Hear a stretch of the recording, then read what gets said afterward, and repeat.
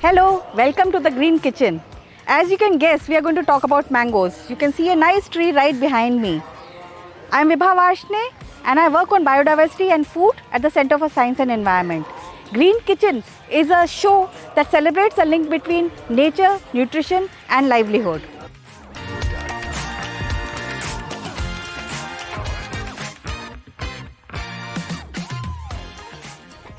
So we are at the mango orchard in IARI and we have with us today Jay Prakash, who is the principal scientist who is working on mango, and he works at the fruit and horticulture department of IARI. So Dr. Prakash, tell us something about mango and where is it grown, what's the center of origin?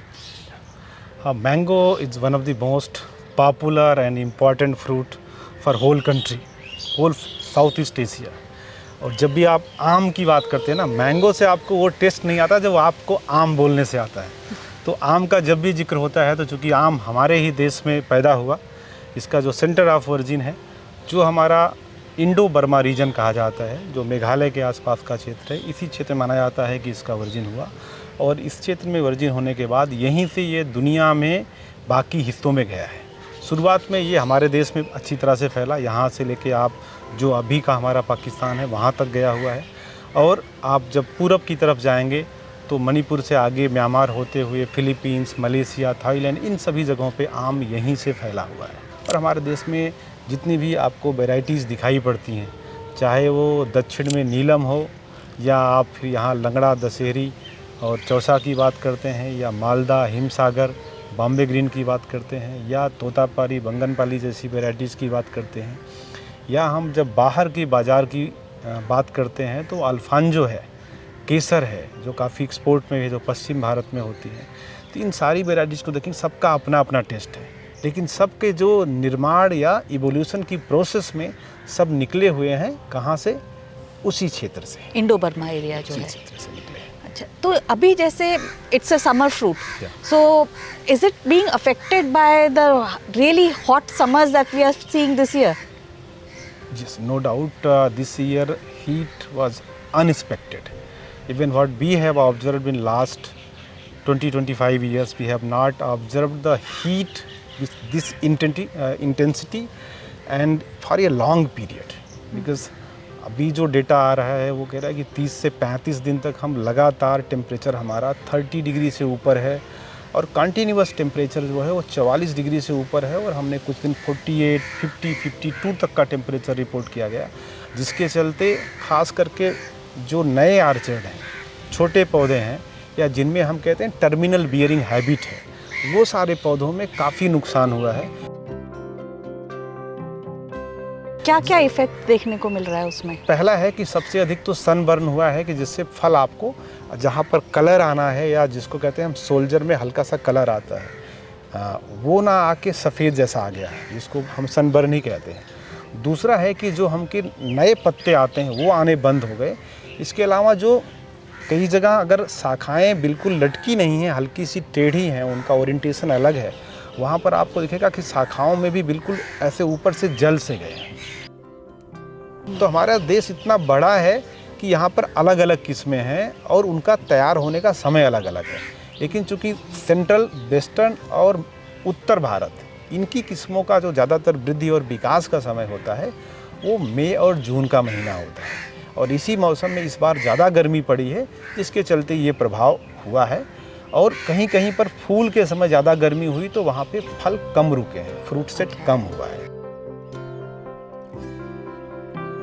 तो क्या ऐसे आशंका है कि कुछ सालों के बाद, 20-25 साल के बाद हमें आम मिलना बंद हो जाएगा? ऐसा कुछ रिस्क है क्या? नहीं, ऐसा नहीं है बिल्कुल। निश्चित रूप से क्लाइमेट चेंज का असर है, लेकिन आम के जन्म स्थान से लेके आज की परिस्थिति में इसको देखें तो आम एक बड़े क्षेत्र में फैला है। जैसी गर्मी अभी हो रही है, ऐसी राजस्थान में भी होती है, गुजरात में भी होती है, लेकिन समय के साथ पौधा अपने आप को अडाप्ट करता है। अब यहाँ पे ये होगा कि हम साइंटिस्टों का काम बढ़ जाएगा कि हम कहेंगे कि आप इसके लिए बैगिंग कीजिए, कैसे हम और बेहतर इरिगेशन शेड्यूल कर सकते हैं जिसके चलते जो हीट का प्रभाव हो कम हो, और कौन कौन सी वेराइटीज़ हैं जो हीट को टॉलरेट करें। जैसे हम ऑब्जर्व कर पा रहे हैं, कुछ हमारी किस्में हैं, आप जैसे अभी हम देख पा रहे हैं, जैसे हमारी पूसा प्रतिभा एक किस्म है, इस पे इस गर्मी का और सनबर्न का प्रभाव नाम मात्र का है। अच्छा। ठीक है, ऐसे ही आप देखें तो केसर पे भी हीट का प्रभाव कम हुआ है।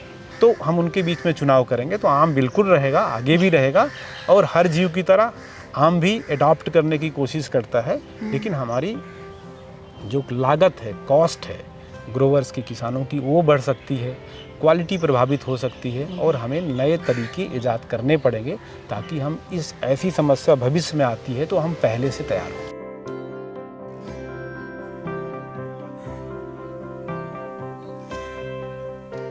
We have with us Mr. Hemant Mahure, who runs a nursery in Delhi.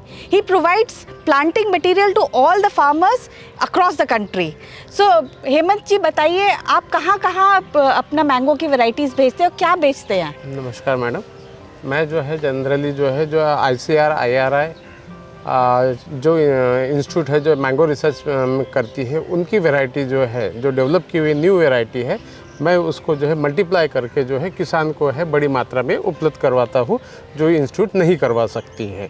जैसे IRI की वैरायटी हो गई मल्लिका, आम्रपाली, पुसा अरुणिमा, पुसा लालिमा, पुसा सूर्या, पुसा दीपशिखा इत्यादि वैरायटी में जो है वो किसान को जो है उपलब्ध करवाता हूँ। फार्मर्स आजकल क्या उगाना चाह रहे हैं, आपने क्या देखा?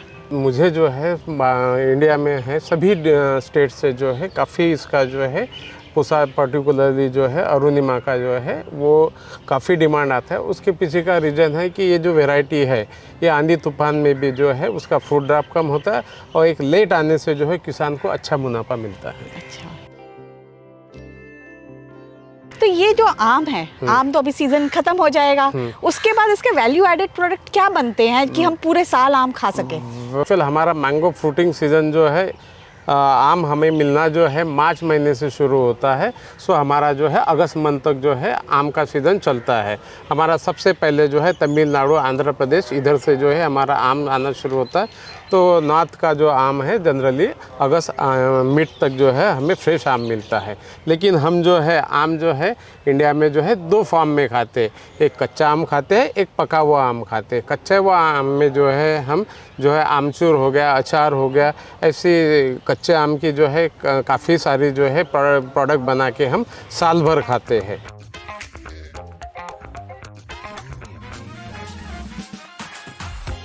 बहुत इजी और कहो कि इंस्टेंट रेसिपी जो है आम का हलवा ये सूजी में बनाया जाता है। जैसे हम सूजी में पहले घी को सूजी को जो है वो हम भून लेंगे, उसके बाद जो है हम जो मैंगो का पल्प निकला हुआ है वो पल्प निकाल के जो है उसमें ड्राई फ्रूट्स ऐड करके जो है घी वगैरह डाल के हम सर्व कर सकते हैं। बहुत टेस्टी और बहुत अच्छा जो है वो मैंगो का हलवा आप सभी को जो है इंस्टेंटली खिला सकते हैं।